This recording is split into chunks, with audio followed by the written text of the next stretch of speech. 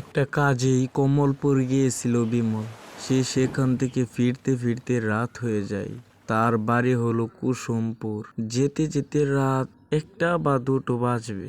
সে নৌকা দিয়ে যাচ্ছে এখন রেল স্টেশনে। সে রেল স্টেশন থেকেই যাবে সে তার নিজ বাড়িতে।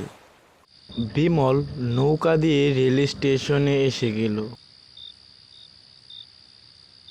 সে টিকিট কাউন্টারের ঘড়িটার দিকে তাকাতেই দেখতে পেল রাত 10টা বাজে। সামনেই দেখতে পেল একটা বৃদ্ধ লোক। মনে হচ্ছে সে বৃদ্ধ লোকটি গ্রামের। তার পরনে একটি গেঞ্জি আর একটা ধুতি।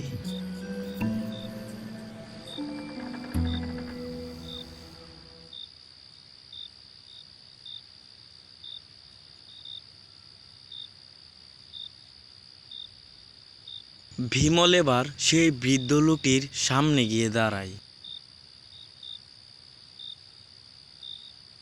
চাচা, রাতের সিলেট মেল ট্রেনটা কি চলে গেছে নাকি কিছুক্ষণ পর আসবে? বাবু, সিলেট মেল ট্রেনটা তো চলে গেছে। রাতে অবশ্য একটা ট্রেন আছে, তা সেটা অনেক ভয়ঙ্কর। আপনার সেই ট্রেন দিয়ে না গেলেই ভালো হয়।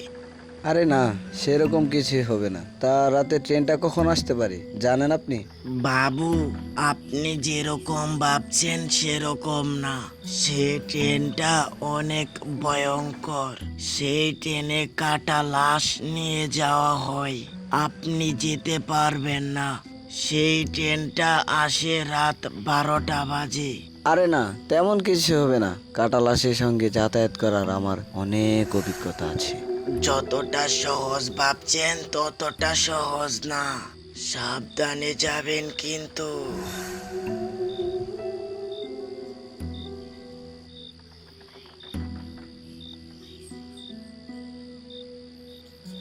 বিমল সেখান থেকে চলে আসলো।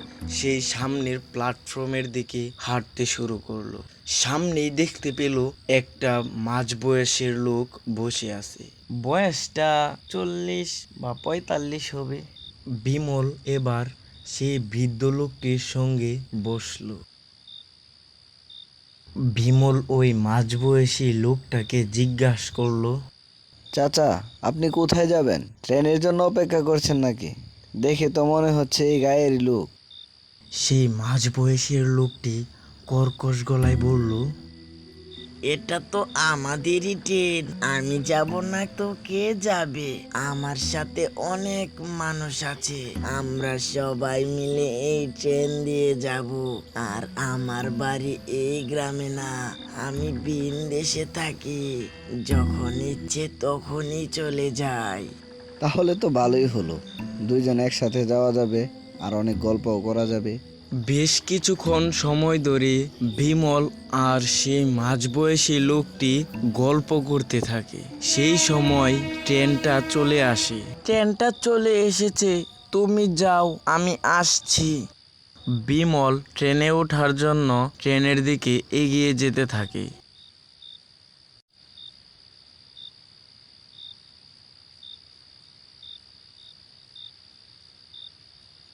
বিমল ট্রেনের মধ্যে গিয়ে বসলো।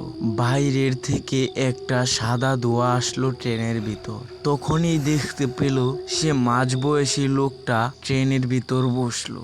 সে বুঝতেই পারলো না সে মাঝবয়সের লোকটা কোন সময় ট্রেনে আসলো।